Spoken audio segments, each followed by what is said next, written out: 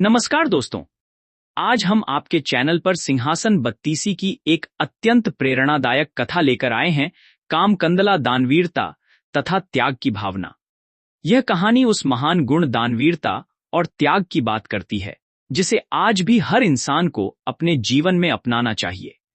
जब राजा भोज विक्रमादित्य के सिंहासन पर बैठने का प्रयास करते हैं, तब पुतली कामकंदला उन्हें रोकती है और राजा विक्रमादित्य के जीवन के एक ऐसे प्रसंग का वर्णन करती है जिसमें उन्होंने स्वयं कष्ट में भी दूसरों की मदद की, बिना किसी स्वार्थ या दिखावे के।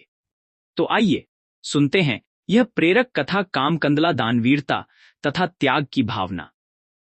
चौथी पुतली कामकंदला की कथा से भी विक्रमादित्य की दानवीरता तथा त्याग की भावना का पता चलता है। वह इस प्रकार है। एक दिन राजा विक्रमादित्य दरबार को संबोधित कर रहे थे, तभी किसी ने सूचना दी कि एक ब्राह्मण उनसे मिलना चाहता है। विक्रमादित्य ने कहा कि ब्राह्मण को अंदर लाया जाए। जब ब्राह्मण उनसे मिला तो विक्रम ने उसके आने का प्रयोजन पूछा। ब्राह्मण ने कहा कि वह किसी दान की इच्छा से नहीं आया है, बल्कि उन्हें कुछ बतलाने आया है। उसने बतलाया कि मानसरोवर में सूर्योदय होते ही एक खंभा प्रकट होता है, जो सूर्य का प्रकाश ज्यों-ज्यों फैलता है ऊपर उठता चला जाता है, और जब सूर्य की गर्मी अपनी पराकाष्ठा पर होती है तो सूर्य को स्पर्श करता है। ज्यों-ज्यों सूर्य की गर्मी घटती है, छोटा होता जाता है तथा सूर्यास्त होते ही जल में विलीन हो जाता है। विक्रम के मन में जिज्ञासा हुई कि ब्राह्मण का इससे अभिप्राय क्या है। ब्राह्मण उनकी जिज्ञासा को भांप गया और उसने बतलाया कि भगवान इंद्र का दूत बनकर वह आया है ताकि उनके आत्मविश्वास की रक्षा विक्रम कर सकें। उसने कहा कि सूर्य देवता को घमंड है कि समुद्र देवता को छोड़कर पूरे ब्रह्मांड में कोई भी उनकी गर्मी को सहन नहीं कर सकता। देवराज इंद्र उनकी इस बात से सहमत नहीं है। उनका मानना है कि उनकी अनुकंपा प्राप्त मृत्युलोक का एक राजा सूर्य की गर्मी की परवाह न करके उनके निकट जा सकता है। वह राजा आप हैं। राजा विक्रमादित्य को अब सारी बात समझ में आ गई। उन्होंने सोच लिया कि प्राणोत्सर्ग करके भी सूर्य भगवान को समीप से जाकर नमस्कार करेंगे तथा देवराज के आत्मविश्वास की रक्षा करेंगे। उन्होंने ब्राह्मण को समुचित दान दक्षिणा देकर विदा किया तथा अपनी योजना को कार्य रूप देने का उपाय सोचने लगे। उन्हें इस बात की खुशी थी कि देवतागण भी उन्हें योग्य समझते हैं। भोर होने पर दूसरे दिन वे अपना राज्य छोड़कर चल पड़े। एकांत में उन्होंने मां काली द्वारा प्रदत्त दोनों बेतालों का स्मरण किया।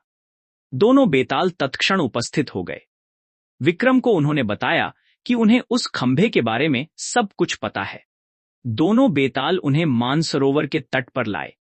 रात उन्होंने हरियाली से भरी जगह पर काटी और भोर होते ही उस जगह पर नजर टिका दी जहां से खंभा प्रकट होता। सूर्य की किरणों ने ज्यों ही मानसरोवर के जल को छुआ कि एक खंभा प्रकट हुआ। विक्रम तुरंत तैरकर उस खंभे तक पहुंचे।